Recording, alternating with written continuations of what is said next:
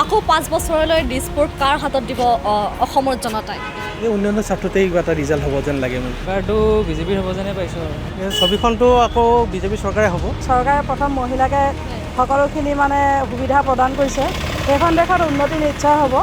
যে জুবিনদাৰ ন্যায়টো দিলেতো অনিবাৰ্য তেওঁ হেমন্ত বিশ্ব শৰ্মা পুনৰ অহাৰ খুবেই চান্স আছিলে, কিন্তু এতিয়া সেইটোত মই অকণমান যেন অসুবিধা হ'ব যেন অনুভৱ হয়। মইতো বাৰু বিজেপিকে ভোট দিছোঁ বাৰু, তেখেতক বিচাৰোঁ সিহঁতেই জিকক বাৰু। বিৰোধী পক্ষই যিটো এণ্টি ইনকামেঞ্চি বুলি যিটো কয়, সেই বস্তুটোৰ সুবিধাটো একচুৱেলি ল'ব নোৱাৰিলে।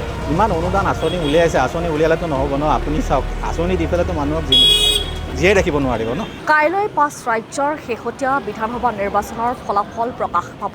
কাইলৈ 4 মে' আৰু কাইলৈৰ দিনটো সকলোৰে বাবে এটা বিশেষ দিন, কিয়নো 5 বছৰলৈ দিছপুৰ কাৰ হাতত তুলি দিব অসমৰ জনতাই। সেয়া জানিবলৈ মই বৰ্তমান ৰাজপথলৈ ওলাই আহিছোঁ। সাধাৰণ জনতাৰ মতামত ল'বলৈ ওলাই আহিছোঁ।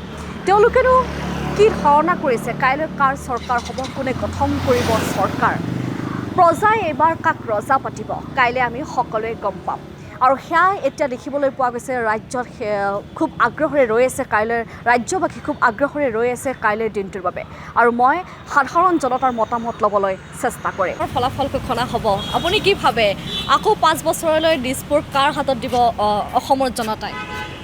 মই বিচাৰিছোঁ যে অসমৰ জনতাই উন্নয়নৰ স্বাৰ্থত সদায় একমত হৈ আহিছে, আৰু যদি দেখিছে যেতিয়া মানুহে চাৰিওফালে অকণমান হ'লেও চেঞ্জ আহিছে, উন্নতি হৈছে, উন্নয়নৰ স্বাৰ্থত ডেফিনেটলি মানুহবিলাক ওলাই আহিছে। গতিকে উন্নয়নৰ স্বাৰ্থতেই কিবা এটা ৰিজাল্ট হ'ব যেন লাগে মোৰ। আকৌ এবাৰ বিজেপি চৰকাৰে হ'ব বুলি আপুনি ভাবে নেকি? মনেৰে মই ভাবিছোঁ, আৰু এতিয়া ফলাফলটো দেখা যাব। কাইলৈ এক্সিট প'লেও তাকেই কৈ আছে, আৰু যদি আমি উন্নয়নৰ স্বাৰ্থত চাব যাওঁ, ডেফিনেটলি বিজেপি। কাইলৈ বিধানসভা নিৰ্বাচনৰ ফলাফল প্ৰকাশ পাব, নিশ্চয় জ্ঞাত। কি ভাবা এইবাৰ আকৌ চৰকাৰ কাৰ হ'ব এইবাৰ, কি ভাবা তুমি? চৰকাৰটো বিজেপিৰ হ'ব যেনে পাইছোঁ আৰু আকৌ 5 বছৰলৈ দিছপুৰ কাৰ হাতত অসমৰ জনতাই দিব বুলি তুমি ভাবা? মোৰতো বিজেপি যেনে লাগি আছে। বিজেপি এক্সিট পলতো এইবাৰ সেয়াই প্ৰকাশ পাইছিলে, তুমি নিশ্চয় জানা।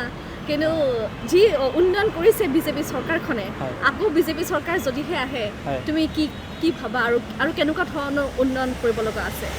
আৰু বহুত এতিয়া যেনেকৈ নতুন নতুন ব্ৰিজবোৰ বনাইছে, সেইবোৰতো যেতিয়া আহিলোঁ, এইখন নতুন ব্ৰিজখনেদি আহিলোঁ, আজি ভাঙা চিঙা অলপ হৈ আছে, সেইবোৰ ঠিক কৰিবলগীয়াকৈ আছে। আৰু যিও ৰাস্তা ঘাট বানপানী বহুত হয় দিয়া হয়, সেইবোৰ ঠিক কৰিবলগীয়াকৈ আছে, সেইবোৰ গুৰুত্ব দিলে ভাল হয়। তুমি নৱপ্ৰজন্ম হৈ পেলাই তুমি চৰকাৰখন আচলতে এই 5 বছৰ যিখিনি কৰিছে, আৰু নতুনকৈ কাইলৈ এখন চৰকাৰ হ'ব, সেই ক্ষেত্ৰত তুমি কি ক'বা? সেইটোৱে চাই আছোঁ এতিয়া, কোন হয়, কি কৰে, কি আৰু নতুন নিয়ম লয়, কি নতুন সিহঁতে দায়িত্ব পালন কৰে, সেইবোৰ আমি চাবৰ কাৰণে ৰখি আছোঁ। কালি কি হয় এতিয়া, ফলাফল প্ৰকাশ পাব, আপুনি নিশ্চয় জ্ঞাত। বাট একো নাজানো কি হ'ব। কিয়, আপুনি কিয় এনেকৈ ভাবে? জাষ্ট বিকজ ফলাফলৰ ওপৰতহে নিৰ্ভৰ কৰিব যে কোনে কিমান চিট পাই আছে। এজ অফ নাওতো একো ক'ব নোৱাৰে। ইলেক্টৰেল যোনটো মেণ্ডেট, সেইটোতো অহাকালিহে গম পাম। মইতো ভোট দি আহিছোঁ, এতিয়া অভাৰঅল এনেকুৱা আৰু আইডিয়া কৰিব নোৱাৰি, আজি কাৰেণ্ট চিটুৱেশ্যনত নোৱাৰি। কাইলৈ বিধানসভা নিৰ্বাচনৰ ফলাফল প্ৰকাশ পাব, আপুনি জানে। আকৌ এবাৰ হিমন্ত বিশ্ব শৰ্মাৰ হাততে অৰ্পণ কৰিব নেকি অসমৰ ভৱিষ্যত? এতিয়া যিটো আমি দেখিছোঁ, ছবিখনটো আকৌ বিজেপি চৰকাৰে হ'ব, কিন্তু নেতৃত্ব কোনে বহন কৰিব সেইটো হয়তো মোদীৰ পৰা ধৰি ঊৰ্ধ্বতম কৰ্তৃপক্ষই চাগে ডিচিশ্যন ল'ব। কিন্তু আমি যিমান দূৰ ভাবিছোঁ যে হিমন্ত যদি আকৌ এবাৰ আহে, তেতিয়াহ'লে যোৱা 5 বছৰ যিমানখিনি কৰিলে, বাকী ৰৈ যোৱা কামখিনি তেওঁ সম্পূৰ্ণ কৰিব পাৰিব, সেইটো আমি আশা কৰোঁ। সেইখিনি হিমন্ত বিশ্ব শৰ্মাৰ আপোনাৰ তেখেতৰ ওপৰত আস্থা আছে, এটা আমি বিশ্বাস আছে আমাৰ, আৰু আস্থাও আছে তেওঁৰ ওপৰত। গতিকে কামখিনি ধুনীয়াকৈ কৰিছে। গতিকে অনাগত সময়তো অসমৰ স্বাৰ্থত, অসমৰ জনসাধাৰণৰ কাৰণে কামখিনি কৰি যাব বুলি আমি আশা ৰাখিছোঁ। আপুনি কি ভাবে? মই এটাই ভাবোঁ, যিখন দেশত মহিলা প্ৰথম, চৰকাৰে প্ৰথম মহিলাকে সকলোখিনি সুবিধা প্ৰদান কৰিছে, সেইখন দেশত উন্নতি নিশ্চয় হ'ব। আমি যিহেতুকে এগৰাকী গৃহিণী হিচাপে এখন ঘৰৰ উন্নতিৰ ক্ষেত্ৰত যেনেকৈ মহিলাগৰাকীৰ বহুত অৱদান থাকে, ঠিক তেনেকৈ দেশ এখনৰ প্ৰগতিৰ ক্ষেত্ৰতো মহিলাসকলক যদি আমি সকলো আগুৱাই নিব পাৰোঁ, তেতিয়াহ'লে দেশখনৰ প্ৰগতি নিশ্চিত। আৰু সেই ফলপ্ৰসূ এটা অৱদান মানে এই চৰকাৰখনে মহিলাসকললৈ আগবঢ়াইছে। গতিকে ভৱিষ্যত তেখেতলোকে যদি আহে আমাৰ নিশ্চয় সকলোৰে সহায়ক হ'ব বুলি আশা কৰিছোঁ। বিজেপি চৰকাৰে আশা কৰিছোঁ আৰু হ'ব বুলি।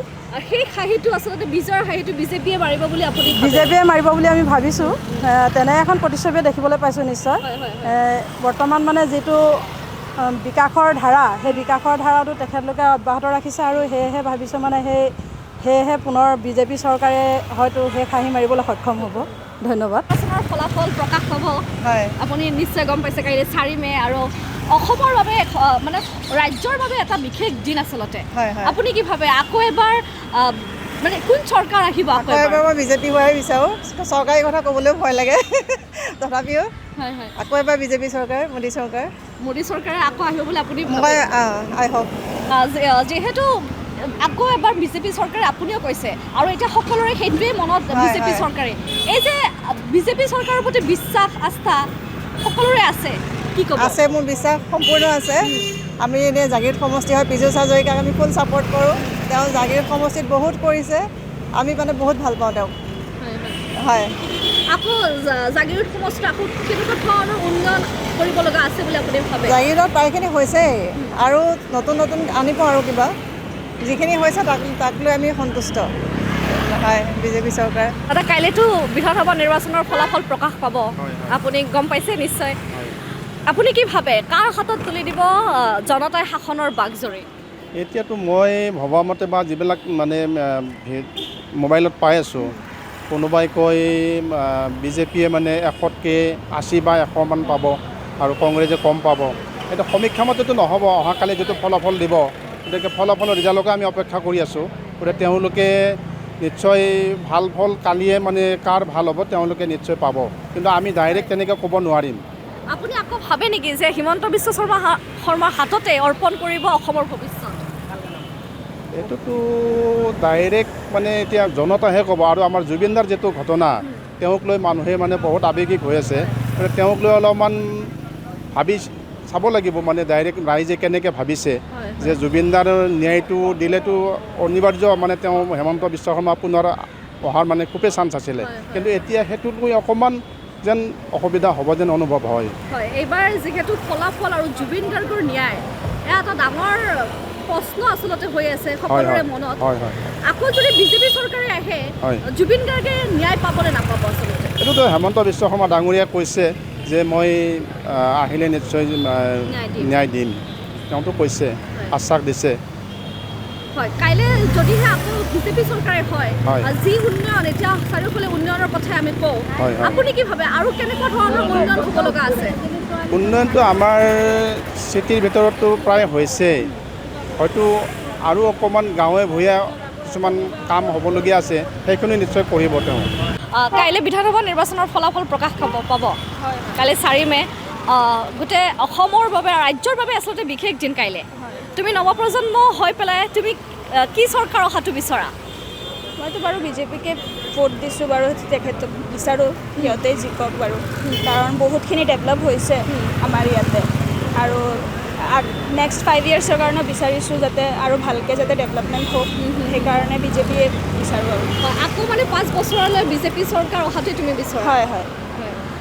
কি ক'বা তুমি নৱপ্ৰজন্ম হৈ পেলাই যে 5 বছৰ যদি আকৌ বিজেপি চৰকাৰ আহে, এই 5 বছৰত কেনেকুৱা ধৰণৰ আকৌ কাম হোৱাটো বিচৰা অসমৰ হকে? ডেভেলপমেণ্ট বাৰু ইউথৰ কাৰণে বহুতখিনি ডেভেলপমেণ্ট হৈছে, জবছ বহুতখিনি ভেকেঞ্চিজ ওলাইছে বাৰু, সেইটোৰ বাবে আৰু এতিয়া ইউথৰ কাৰণে বাৰু এতিয়া ভালে হৈ আছে, সেইটোৱে আৰু। হয়, কাইলৈ নিৰ্বাচনৰ ফলাফল প্ৰকাশ পাব। আপোনাৰ কি মতামত ফলাফলক লৈ?